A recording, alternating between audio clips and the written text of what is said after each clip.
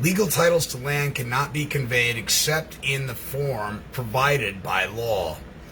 Legal title to property is contingent upon the patent issuing from the government.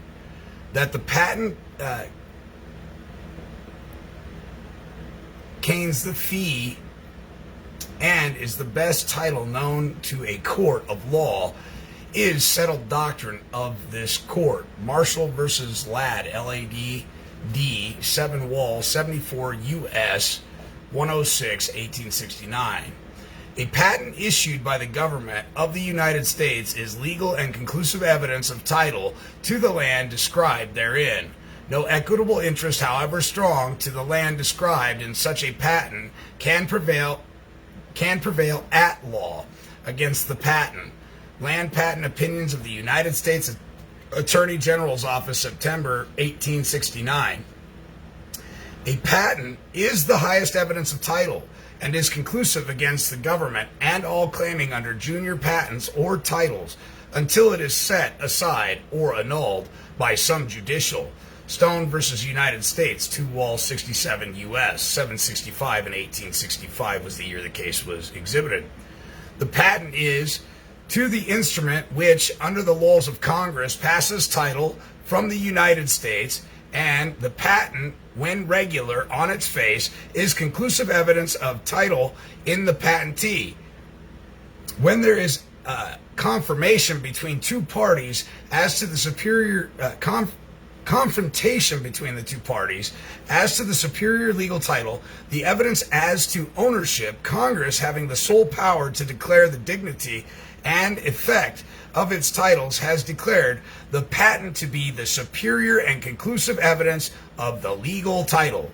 Issuance of a government patent granting title to land is the most accredited type of conveyance known to our law. United States versus Creek Nation, 295 U.S. 103, 1935. See also United States versus Cherokee Nation, 474 F2D 628 634 1973.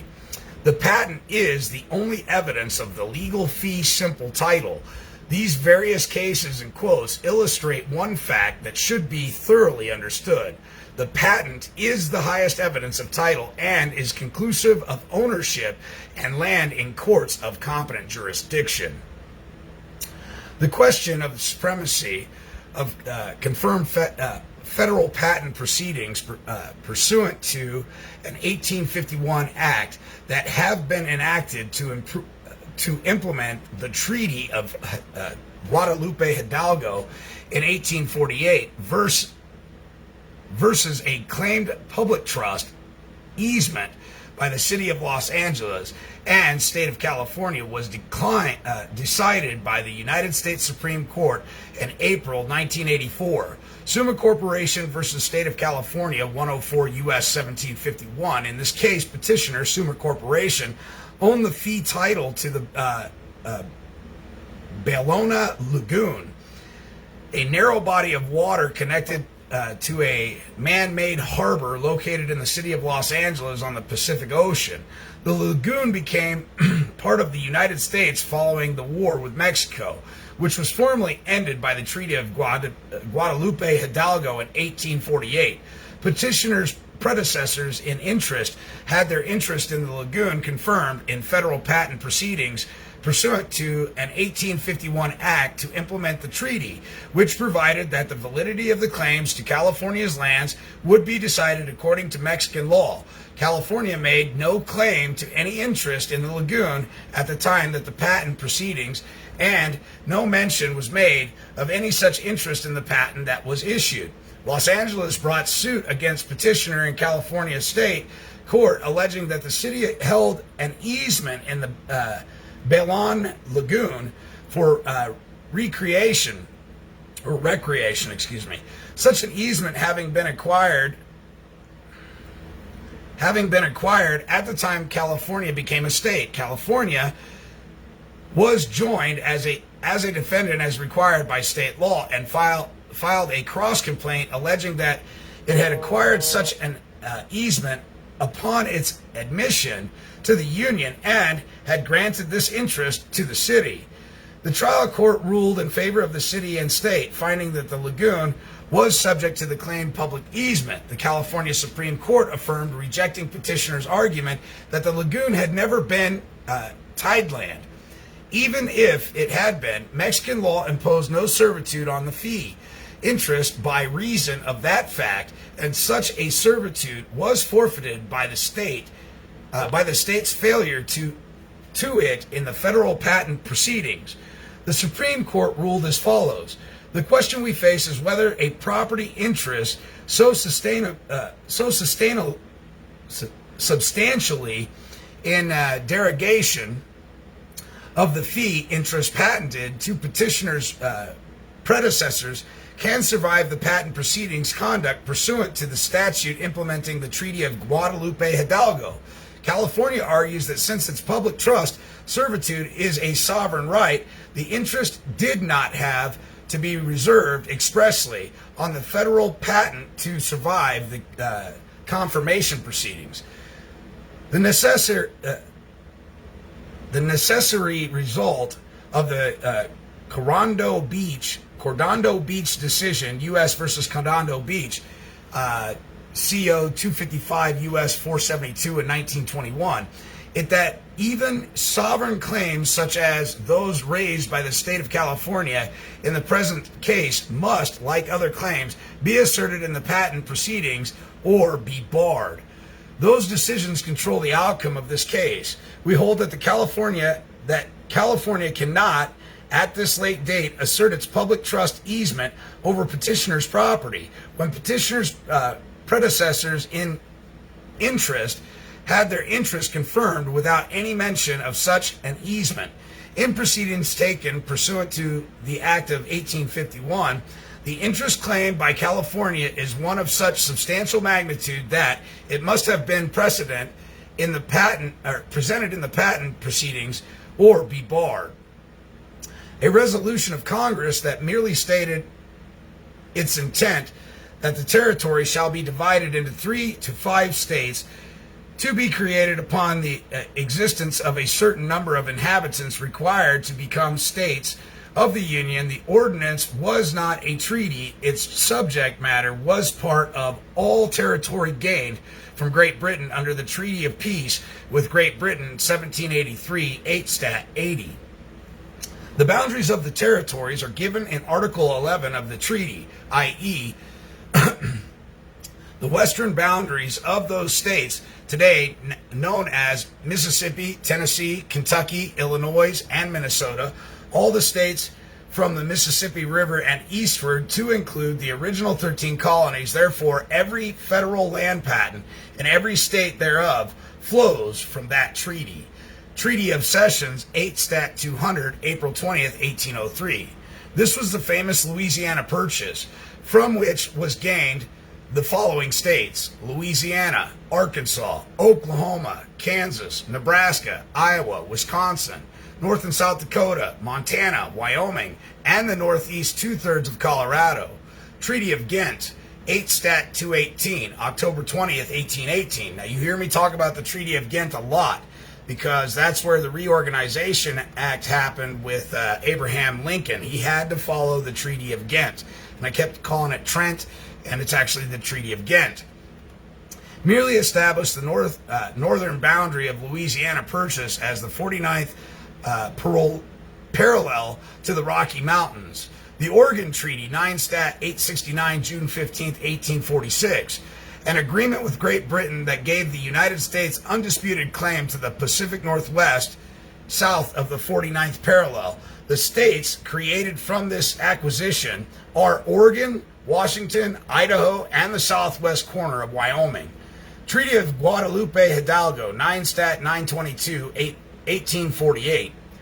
The following war with Mexico, under this treaty, the United States paid Mexico $15 million in gold coin for reparations, and the territory now known as the state of California, Nevada, Utah, Arizona, and the western portions of Colorado and New Mexico. It is noteworthy that all lands under this treaty purchased by private individuals from the United States were paid paid for in gold and silver coin, as per Article 1, Section 10 of the United States Constitution, after which a federal land patent was confirmed and issued to the private claimant. Because of the confusion of land claims by the gold rush settlers on Mexican land grants, Congress enacted the Act of Congress, March 3, 1851, to ascertain and settle the private land claims in the state of California. For the first time, the Land Commissioner was established to confirm the claims, and the Court of Private Land Claims was established to settle disputes before final confirmation by what is now known as the U.S. Bureau of Land Management, under the present Department of the Interior. Under the present Department of Interior of the United States.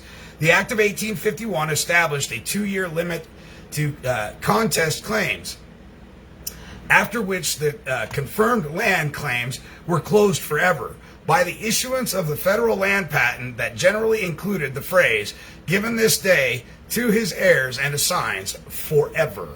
No claims could be made after the issuance date of the patent. This is what Summa Supra was all about. Summa Corp versus the state of California. The 2-year limitation on contest of federal land patent issued to private land claimants was extended by the Act of March 3rd, 1891, and is still in force today. Gadsden Purchase, 10 Stat 1031, December 30th, 1853. This was the treaty between Mexico and the United States in which the U.S. paid $10 million in gold coin to Mexico for the southernmost strip of New Mexico. The treaty is significant because it refers back to the Treaty of Guadalupe, Hidalgo, and conferred all of the same rights and privileges to the citizens of that territory as in the 1848 treaties.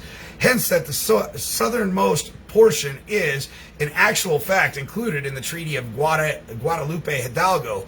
All feudal land patents in this area also flow from the treaty law. Cessions of Texas. Texas was annexed to the United States by the independent vote of the inhabitants. While the Cessions of Texas is a treaty, it was annexed as a House Joint Resolution, and it could be reasonably certain that its inhabitants had the same protections as those given under the treaty law. The Supremacy Clause, the lead case, which said treaty law cannot be interfered with by a state legislator, is War versus Heighton, W-A-R-E versus Heighton, 1796, 3 Dallas, 3 U.S. 199. In this case, the Supreme Court held that a treaty is supreme law of the land, pursuant to Article 6, Section 2 of the United States Constitution, and that the judges in every state shall be bound thereby. Anything in the Constitution or the laws of any state to the contrary notwithstanding. Any act of the legislator cannot stand in the way, because a treaty is the declared will of the people of all the United States, and shall be superior to the Constitution and laws of any individual state. In other words, federal land patents put into evidence by a landowner cannot be challenged by a state court because it flows from the United States treaty, and therefore no court has jurisdiction over title or ownership to land traced to this paramount source of title. Only private citizens were given federal land patents, hence the term private land claim, or PLC, used by the Bureau of Land Management as the date of the original patent. Because all federal land patents flow from treaties that fall under the Supremacy Clause, no state, private banking corporation, or other federal agency can question the superiority of title to landowners who have perfected their land by federal land patent. Jurisdiction by any state court is invalid, since federal land patents cannot be collaterally attacked as to their validity or authenticity as the highest evidence of title. No mortgage institution can claim title to lands by its lien. Certified federal land patents were given free and clear allodial title with no encumbrances then and now. 43 U.S.C. 59 establishes duly certified copies of federal land patents shall be evidence in all cases where originals would be evidence. Section 57 covers the state of Oregon and California. Section 58 covers Louisiana. Title 43 U.S.C. 83 covers the evidentiary effect of certified federal land patents for all states.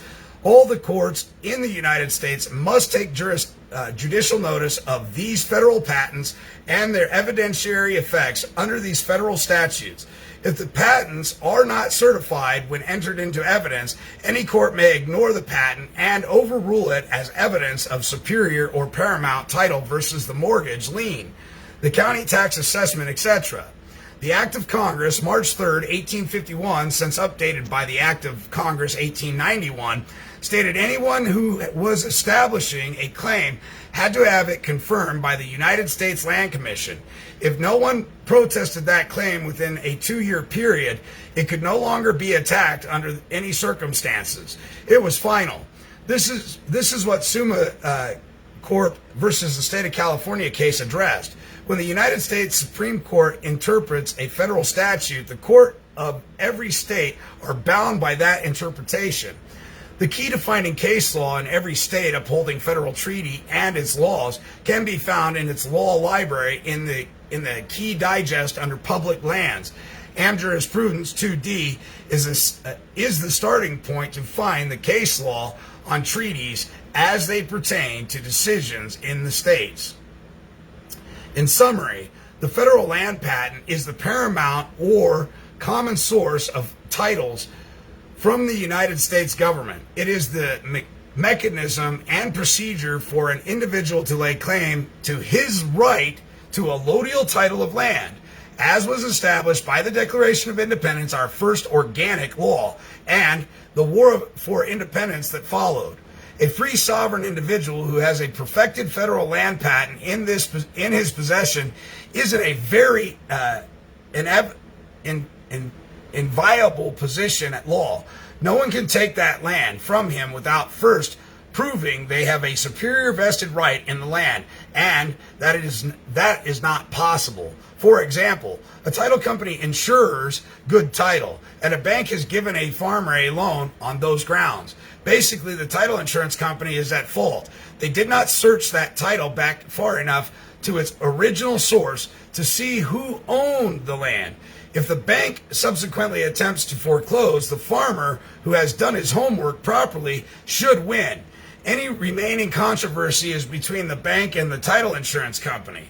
In this example, it appears that it does not matter whether the farmer is an heir or a sign.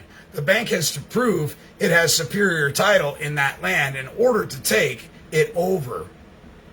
Anyone who has purchased foreclosed land has done so without guarantee of clear title, including IRS and state tax agencies' foreclosures. By perfecting a federal land patent, a free sovereign should now be in a position to go on the offense. Memorandum of Law, History, Force, and Effective Land Patents. Wright versus Matson, 18 HOW US 50, 1855. Joplin Brewing Company versus Payne, 197 Missouri 422 94 SW 896. That happened in 1906. Rosen versus Fox, 655 111.200 1872. Davis versus Hall, 92 111.85 1879. Maharana Hazel, Mazel Tov. We're just going to go with Mazel Tov. Versus County Board of School Trustees of Lawrence County, ETL, 93111. This is the appellate court, 3D 366, 1981. There's just a litany of cases here. Everybody keeps asking me, where's the cases that support what you're talking about? They run rampant. There's hundreds of them. And they stand true and correct today, to this day, never being overturned, ladies and gentlemen. This is the power of the land patent. And because my,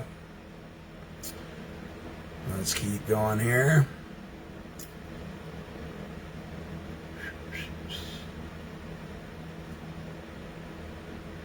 In an effort to track a big story called Land Patents, Acres USA has covered both miles and monumental telephone tabs. tucked into the paragraphs of the newly released Land Patents Memorandum of Law, History, Force, and Effect is a reference to a case styled Summa Corporation versus the state of California. It is the case and the implication it holds that prompted her to raise a family, but she is back. In her words, an advocate, meaning she fights for cause and principles often left unattained by ordinary lawyers. She enjoys her role as a researcher because it keeps her in touch with the real scholarship of the profession. Since this tape is no longer available, we will now terminate introductory remarks and get down to the bare facts. Acres USA Carl Landy, in the course of his business of being an advocate, you have come into contact with the land patent, the law, the concept, and what's being done. So, Carl, will you review for our readers what is the background of the land patent? Landy, when I spoke to you before I talked about the Summa Corporation decision in the U.S. Supreme Court this past spring, this is styled Summa Corporation versus the state of California. I hung my hat on the Summa Corporation decision that just came down from the High Court. I have been working with federal land patents in California and in Utah. I'm doing the historical research on the federal patents in California. We have what are called ranchos confirmed by the U.S. government after the conquest of the western states. And these grants are comprised of anywhere from 5,000, 6,000, 10,000, 23,000, maybe up to 100,000 acres in one shot. A town consists of only 640 acres. When I read the Summa Corporation decision, I had known about the Treaty of Guadalupe, Hidalgo through researching a case right here in Contra Costa County. The case is a trial court case, and it cannot be found in any reports. So I just went over to the court with the name. I found the case, and lo and behold, it was an eminent due. Under the Fifth Amendment in California, it's under the California Amendment eminent domain laws, and this lady, Virginia Stetson, held off the redevelopment agency by its evidence in the court a copy of the land patent and the lands that they were trying to take. It also gave quite a liability on the Treaty of Guadalupe, Hidalgo. Acres USA, what law was the decision based on? Landy, treaty law. Acres USA, what is treaty law? The substance of all federal land patents is based upon treaty law. Treaty law is the law of the nation. It is embraced by the United States Constitution, Article 1, Section 10, Clause 1. The power of treaty. The treaty-making power is an extraordinary power. Liable to abuse, treaties make international law, and they also make domestic law. Under our Constitution, treaties become the supreme law of the land. They are indeed more supreme than ordinary laws. For congressional laws are invalid if they do not conform to the Constitution, whereas treaty laws can override the Constitution. Treaties, for example, can take power away from the Congress and give them to the president. They can take power from the state and give them to the federal government. Or to some international body, and they can cut across the rights given to the people by the Constitutional Bill of Rights, John Foster Dull's, which makes a treaty the law of the land. Yes, the judges, Landy, yes, the judges of all states shall be bound by the treaty law. Acres USA and the Treaty of Guadalupe Hidalgo made secure these grants. Is that what you are saying? Landy, that's right. Let me stray from the Treaty of Guadalupe for a moment and give you a little historical background on treaty laws. Now, to begin with, our entire country was acquired through treaties with other countries as our young nation conquered lands from the original 13 colonies and westward to California. Every inch of land in our country comes under treaty law. Acres USA, because of the Louisiana Purchase, or the Treaty of Sessions in 1803, the Treaty of Ghent, the Texas Treaty. Landy, that's right. Let me parade you through the historical sequence. Let's take Northwest Ordinance. This is a resolution of Congress that merely stated the intent of Congress that the territory shall be divided into 3 to 5 states to be created upon the existence of a certain number of inhabitants required to become states of the Union. Nothing more, nothing less. The ordinance was not a treaty. It was part of those unknown lands that were part of all the territory obtained from Great Britain under the Treaty of Peace with Great Britain in 1783, 8 Stat 801, in which the original 13 colonies derived their independence together with lands Britain gave to the original 13 colonies or of territories westward to the Mississippi River. The boundaries of that territory is given in Article 11 of the treaty. That is, the western boundaries of those states today, known as Tennessee, Kentucky, Illinois, Minnesota, all the states from the Missouri River and the states mentioned above, and eastward, to include the original 13 colonies, comprise all of those lands that come under the Treaty of Peace with Great Britain. Therefore, every federal land patent in every state thereof flows from that treaty. Acres USA. Is there any case law saying that the treaty is paramount? Landy. Yes. The lead cases that said treaty law cannot be interfered with by the state legislature in War versus Hylton, 1976, 3 Dallas, 3 U.S. in 1991. In this, the Supreme Court held that the treaty is supreme law of the land, Article 6, Section 2, and the judges in every state shall be bound thereby. Anything in the Constitution or the laws of any state to the contrary notwithstanding, that any act of the legislature cannot stand in its way, because a treaty is the declared will of the people of all the United States and shall be superior to the Constitution and laws of any individual state. Emphasis by the court.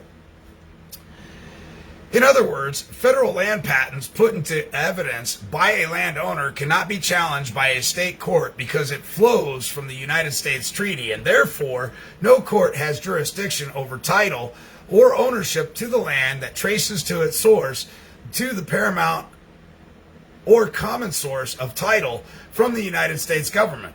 Banks and private corporations notwithstanding, because federal land patents were never corporations, only to private citizens, were never issued to corporations, only to private citizens, hence the term private land claim, or PLC, as we call it, used by the Bureau of Land Management as the date of the original patent.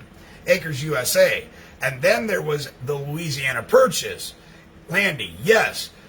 The very next treaty of the United States from which all land patents flow under the Supremacy Clause is Louisiana Purchase from France under the Treaty of Sessions, April 20th, 1803, 8 Stat 201, signed at Paris, in which our young nation gained the territory of the following states: Louisiana, Arkansas, Oklahoma, Kansas, Nebraska, Iowa, Wisconsin, North and South Dakota, Montana, and Wyoming, and the northeast 2/3 of Colorado. After that, we had the Treaty of Ghent, October 20th, 1818, 8 Stat 2181. It merely established the northern boundary of the Louisiana Purchase as the 49th parallel to the Rocky Mountains. Nothing more, nothing less.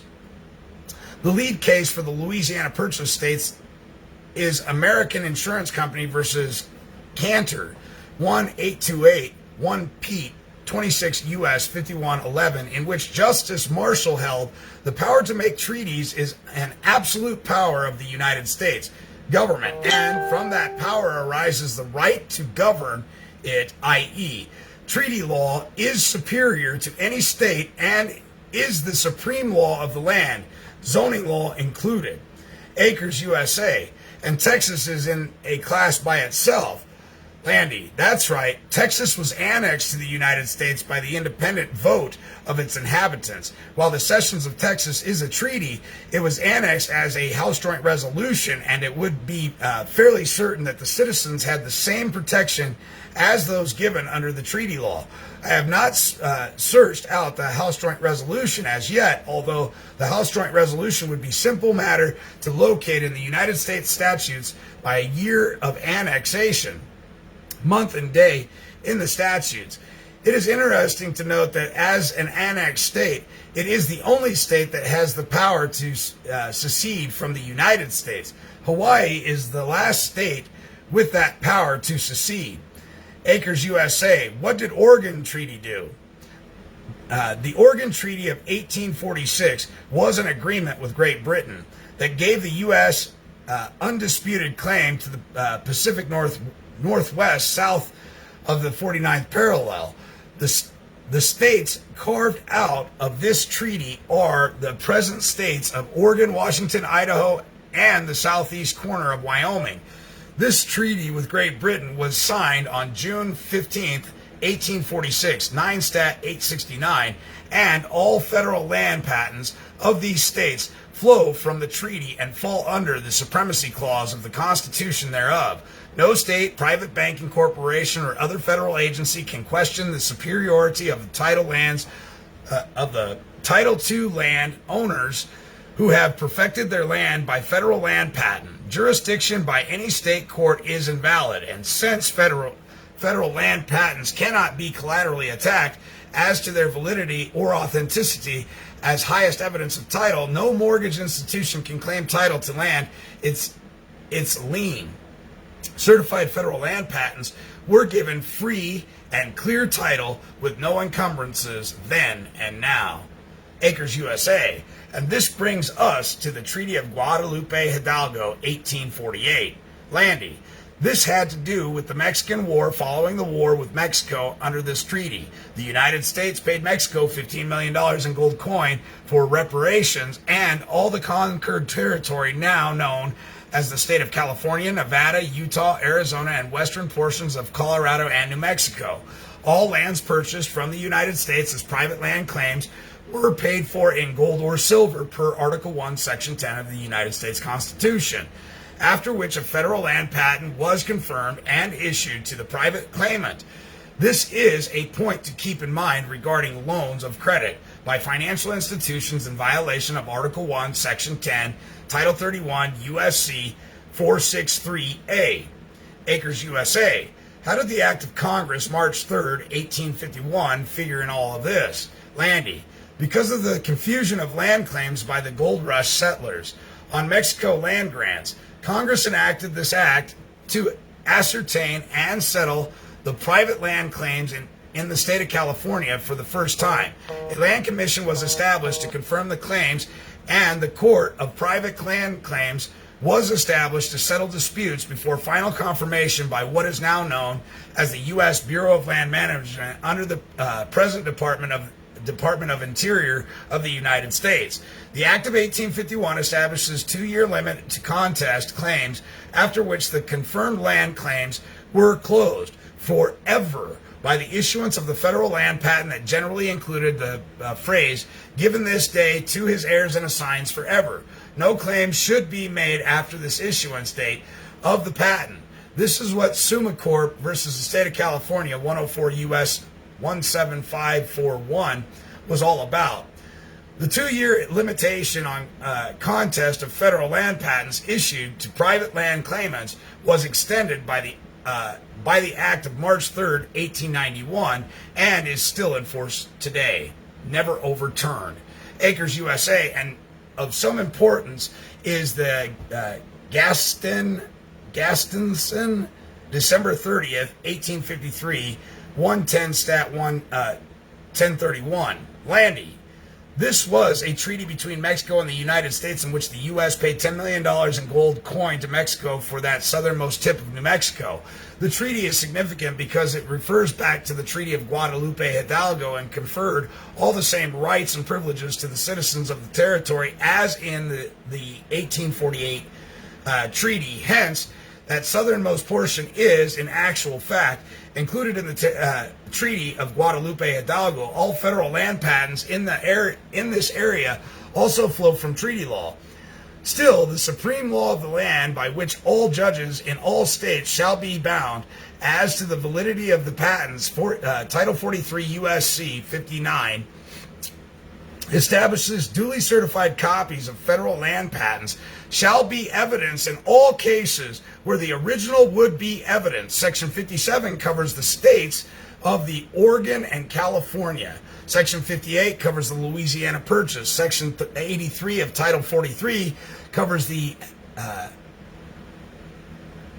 evident effect of certified federal land patents for all states, and all the courts in the United States must take judicial notice of these federal patents and their evidentiary effects under these federal statutes. If the patents are not certified when entered into evidence, the court may ignore the patents and overrule it as evidence of superior paramount title versus the mortgage lien the banks used to lay claim to the land, assuming lien was ultra vires. Acres USA. How does this figure in lien theory states? Landy. If the bank or lending institution lay claim to land by the lien, the theory, it must have been presented in the contest of the federal land patent within the 2 years after the last act of 1891, supra, or forever be barred. In point of fact, as against a federal land patent, it is extremely doubtful that any of the present lending institutions were in existence in 1891. In order to present any claim against the owner of the land under a federal land patent flowing from the United States Treaty, also known as a law of nations, in which no private citizen can dispute the terms of a treaty or an act of Congress. Acres USA. What about state conflicts and attorney generals' opinions and the general attitude we find among attorney generals, such as General Stephens in Kansas?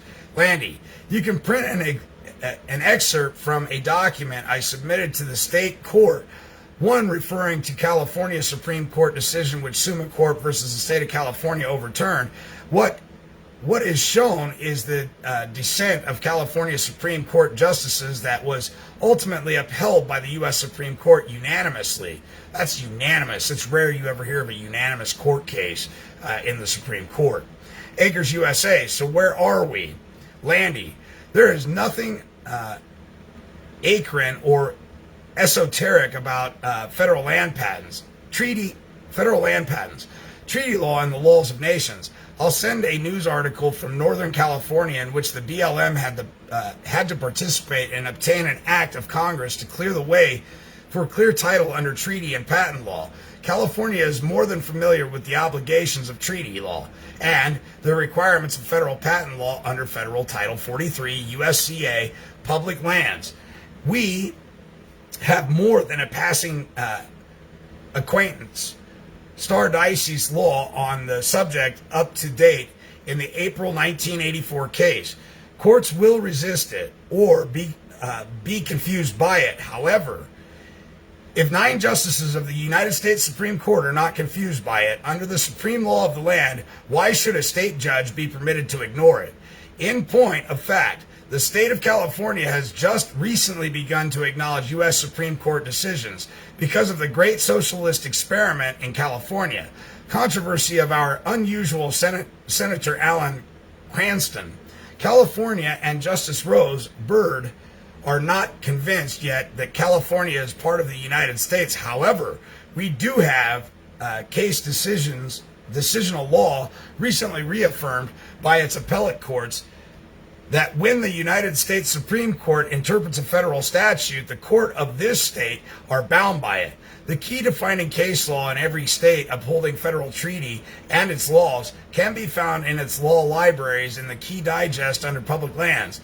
I have had opposing attorneys searching through American jurisprudence under public lands, which is the standing point. However, the attorneys are still baffled by it all. Am Jurisprudence 2D is the best starting point to find the case law on treaties as they pertain to the decisions in the state.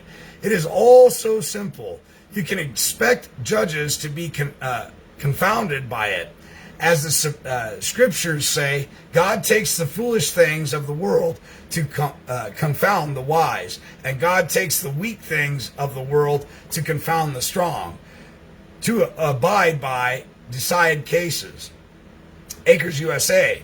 Earlier you said every inch of land was acquired by treaty and falls under the land patent, even the original 13 colonies. Landy. I have the treaty with Great Britain upon which we found our original 13 colonies and gained our independence, a treaty date 1783. And I have the leading case law on that. Their treaty, which covers land from not only the original 13 colonies, but all the land west to the Missouri River. Acres USA. In other words, the British were giving away something by treaty they really didn't have. Landy. They didn't know it was out there. They knew about the Mississippi River, I believe. They knew about it as a result of their trade with France. The Louisiana Purchase goes from the Mississippi River and covers your Midwest states. The Louisiana Purchase, of course, was the treaty with France. That was in 1803, signed at Paris. Some government people who are a bit busy nowadays filling land patent orders are telling people there were no patents in the original 13 colonies. Let me say this for the record. Right out of my survey book, the first patent issued in New York City on March 4th, 1788 to John Martin and is simply for lot number 20, Township 7, Range 4, and he paid $640 for that section. That was the very first patent in this country. Acres USA. Who patented that to him?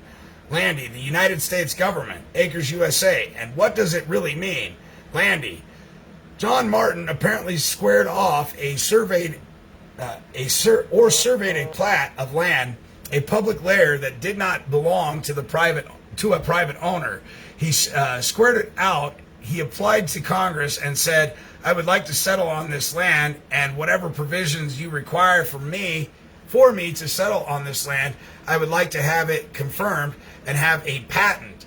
In those days, they didn't know about deeds, so they called them patents. So that it will be mine, in my name, and it will be my private claim. And Congress said, okay, we'll have somebody check it out, check on it for you. They checked on it, and they agreed with his survey and gave him a federal patent.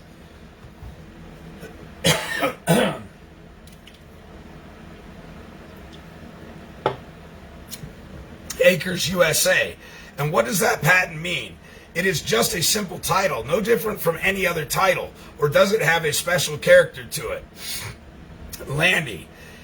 It has a special character to it. The federal land patent is the paramount common source of titles from the United States government. All public land originates from the U.S. government even today. Any public land in any state is still under the United States government. Acres USA. Does this patent inure the heirs and assigns? Landy, yes, forever. And that is a long time. Acres USA. Okay, this is really the case for the land patent then, isn't it? Landy, that's the essence of it. Acres USA.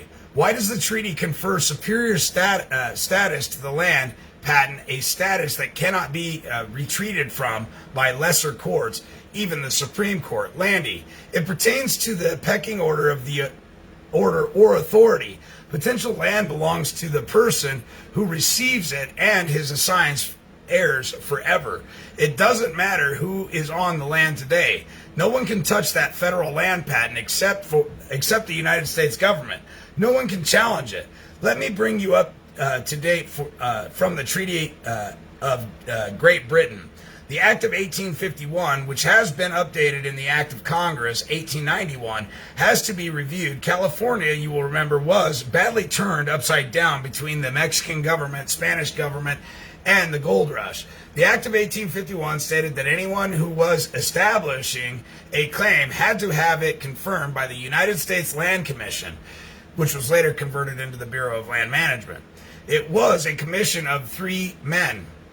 If no one protested that claim within a 3-year period from that date of the act, it can no longer be attacked under any circumstances. It was final. And this is what Summa Corporation was talking about. I confess, this is from Justice Kuash opinion, Kauss opinion. I confess to a growing unease about what I view as an accelerating erosion of private property rights of California citizens. We need to look no further than the first section of the very first article of the Constitution to learn that the sovereign people of California have proclaimed all people are by nature free and independent and have inalienable rights. Among these are enjoying and defending life and liberty and protecting property and obtaining safety, happiness, and privacy. Italics added. From this solemn pronouncement of the people identifying the protection of their property with the defense of their lives and liberty and describing such an interest as inalienable, I conclude that the preserving the sanctity of its citizens' private property is a singular responsibility of government and its courts. When therefore that government itself seeks to trench on such constitutionally protected and inalienable rights of its own people, its conduct must be closely scrutinized and its reach carefully measured by the rule of law. From the Venice Properties decision. The state of California has been trying to grab land, federal land and offshore drilling land. With the Department of Interior, they have tried to say, well, these are swamplands, these are tidelands, and they belong to us because as we became a state, these lands automatically became ours. The courts have consistently said, no, nothing passes to you unless the United States government grants you this land and it belongs to you. Then you can do whatever you want. No DNR. Acres USA. What practical application does this knowledge bring to farmers who are now being forced or foreclosed on by government agencies, namely the FMHA and PCA and Land Bank, Jenny Mae and Freddie Mac? Freddie Mae and Fannie Mac or whatever. Landy. Some are backed by the full faith and credit of the United States government. Some are not. If somebody has a claim and the bank says they have a claim on that land, they are going to foreclose. How are they going to prove that they have title to the land from the United States government? Was title given to them in their name? No, it wasn't. It was given to Corporal John Smith in a land patent 120 years ago, or someone or some such person. It doesn't matter whether you are an heir. It doesn't matter whether you were an assigned. The bank has to prove it has title to the land in order to take it over. All right? This is so important. Acres USA. And so people who filing and getting certified patents and registering them in the courthouse are doing something that is proper for now, pending disposition of this whole matter. Absolutely. Acres USA. But you see, the judges in these equity courts are not looking at it that way. They say to themselves, we have to protect the creditors. It's much easier on the community to let this farmer go down the tube than it is to put the bank in jeopardy, to a point where there is a run on the bank. How do you face the proposition? Landy, well, number one, I would ask you how the case was filed. Is the farmer a defendant in the action? Acres USA, usually he's the defendant. Landy, is he a defendant and he has a patent on his land? He says to the bank, you are making a claim on my land. You want to foreclose on it? Sorry, you can't do that. You come up with a superior title to my patent, something superior to my land patent, then I'll give it to you. Acres USA. But you see, the judges won't even entertain that particular point. He has shown the contract and he rules on the contract, and that's it. Landy, no, it's not a contract. Acres USA, well, what is it? When you have a mortgage, isn't that a contract? Landy, that's a loan of credit. It's not a contract. Acres USA, just for the sake of argument, would you set up for me in as good a narrative as you can the defense that the farmer has? Let me give you a hypothetical situation. This farmer purchases some land. He now has some sort of title on it. He went to the bank and borrowed some money because he wasn't making enough, and he had been promised the land values would be increasing. So consequently, he was able to borrow the money to keep on farming, to grow more so he could sell it for less and lose money. And it finally came to a terminal point because the land values have dropped. So the bank says, you don't have the collateral you had last year. I guess I'm going to have to foreclose on you. Landy, my first question, what does the bank call as collateral? Acres USA, the land, the building, and the cows. Landy, okay, now let me explain something to you. I don't know how it is in much of the country, but I'm pretty sure it's the same as in California because property real estate law is no more screwed up in the whole country than in California. If you look at your tax bill, I'm sure even in your state, you will see that the land is assessed at one amount and the improvements at another amount. I attribute that to my background information as being an assistant deputy tax collector. I know the difference. So there is a difference between land and its improvements. If you look on the title insurance of the American Land Title Assurance Association standards form, Uniform Forms Abbreviated, ALTA, you'll see that the title company insures absolutely nothing but the land. 4 title letters, LAND. I looked and searched those insurance policies. They will not insure anything. All they insure is good title. And on those grounds, the bank has given the farmer a loan. Basically, the title insurance company is at fault. They did not search that title back far enough to its original source to see who owned that land. Acres USA, okay, and it came to the United States by treaty. Landy, right, but the bank can make no claim on that. No one can make any claim on that land with a federal land patent on it, unless he brought up that claim during the patent proceedings in 1851 under that 2-year statute of limitations. Acres USA, what about that Mexican family that owned land in New Mexico? Suddenly that family found itself in the United States. The title that came into the United States would be secure under treaty, wouldn't it? Absolutely, no question about it. But the land that no biological person had laid claim to was just wilderness claimed by Mexico. That land seceded to the United States by Treaty of Guadalupe, Hidalgo. Then the government patented it over to somebody, a soldier perhaps.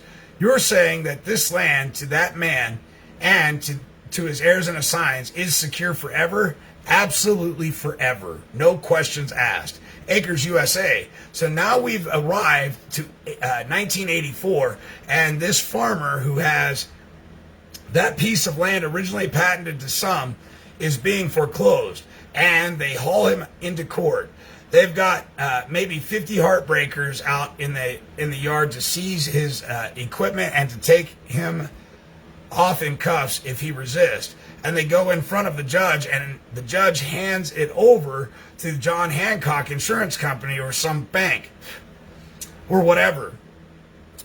What is the defense? What can this man do? Landy, I think the problem that you are having out there right now is getting the patent recognized in court.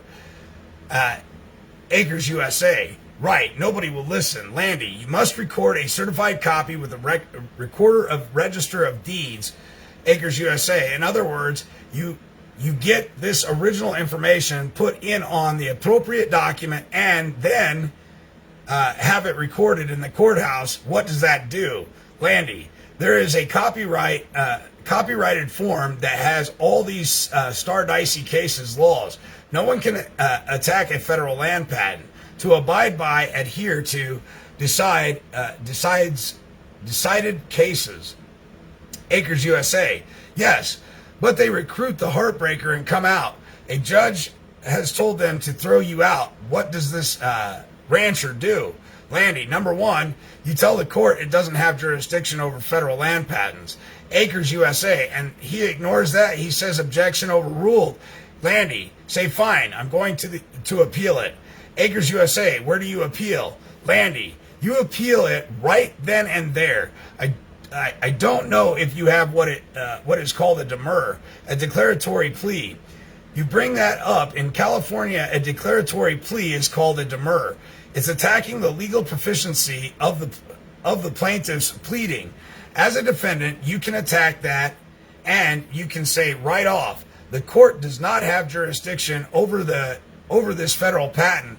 This is a state court. This is a federal land patent. Case law says state or federal courts cannot touch land patents. You don't have jurisdiction. You can't rule on it. Boom, it's finished. It's over. If you say, no, I'm going to appeal it to the highest court in the state, even the highest court in the land, I don't know of any court that will foreclose on a property without some kind of notice to the farmer that a court proceeding is taking place. Or in the alternative, the farmers don't know what to do when the default notice comes that the farm is going up for sale. I am dealing with residential foreclosures presently, including those under FNMA, Fannie Mae, and FHLMC, Freddie Mac, both and all of which come under Title 42 USC, Banks and Banking. I am presently researching these federal mortgages and fighting some with federal land patents. Farmers cannot be lawyers, and lawyers cannot be farmers. There's no question, but someone should be able to tell the farmers what signs to watch for and when to take action before the action hits them. I suspect that the only problem the farmers are having with the courts is purely procedural. I have seen my share of dishonest judges, but I have also learned how to force their hand in court on record.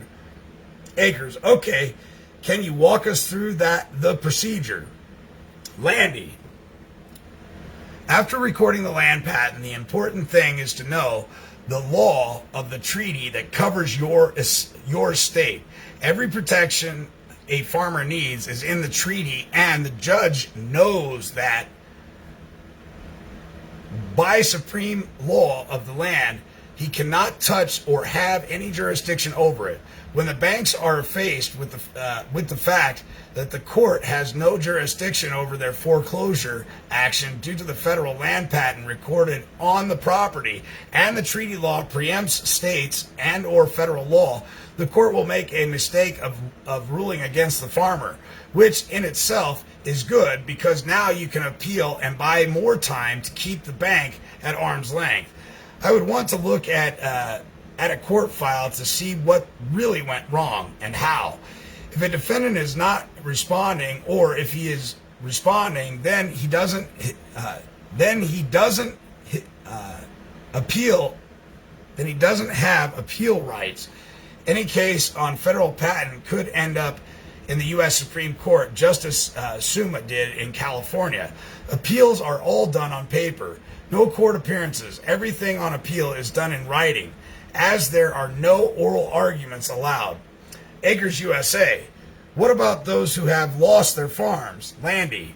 As to those who have already lost their farms, my position is that whoever the bank conned into buying the foreclosed farm has bought a farm without warranty or guarantee of clear title. Look at the fine print in a trustee deed sale. Notice IRS does the same thing. IRS sells foreclosed properties with that particular statement. So no guarantee goes with the purchase of foreclosed lands except that you put a federal land patent on it. I would have no compunction about even IRS auctioning off my land I would have no problem with the IRS auctioning off my land, because as long as I have the patent recorded on it, then I can remove the new buyer that the IRS didn't guarantee. I can inform the new buyer that the IRS didn't guarantee clear title and that I still own my land. Therefore, if I were the new buyer, I would tell the IRS I want my money back for fraud, for not telling me that there was a federal land patent on the land, that I can't fight to get off my land. Incidentally, even IRS cannot supersede federal treaty law or the provisions of any treaty of this country. Acres USA. How do you handle the matter of non-real property seizure? Landy. We told the bank that my federal land patent granted land only, and that it is all I am claiming is land. If they have a lien against something on the land, then please get it off, but don't trespass in the process, not on my land.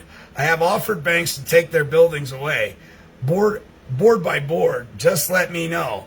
Otherwise, they will be trespassing. Farm equipment cannot be seized on federally patented land without trespassing. They must have a court order. And if someone is not defending in court against a court order on the grounds of jurisdiction and statute of limitations, someone needs help, but not from a lawyer, unless the lawyer is totally dedicated. Let me tell you about a case up in Oregon. This is hearsay on my part, but I can report what I learned from the source I believe to be sound. And a landowner up in Oregon was foreclosed on by the bank. That court wouldn't listen to his arguments. So a federal land patent was laid on the property. By that time, the bank had foreclosed. The sheriff's sale had been held. Now, he went back into court and he said, that sale is illegal. The state had no jurisdiction over the federal land patent, and the court said, oh, really? Where's your proof? How do I know this land patent that you're talking about did not come under my jurisdiction? How do I know?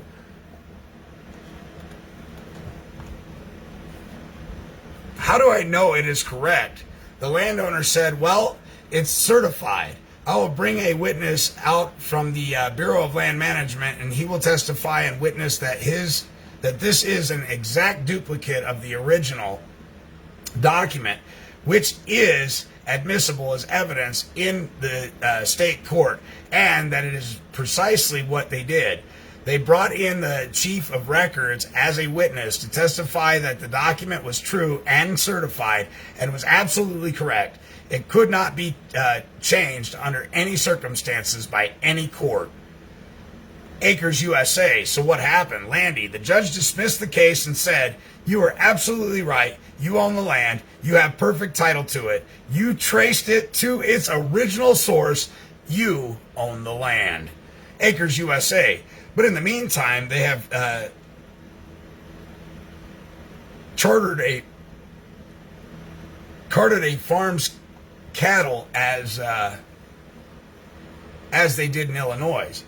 He has to bring suit for trespass. So all the stuff that they sold off in the meantime from the farm, he's got to bring a suit for trespass, which he'll win because the other court has already ruled he's correct in owning the land.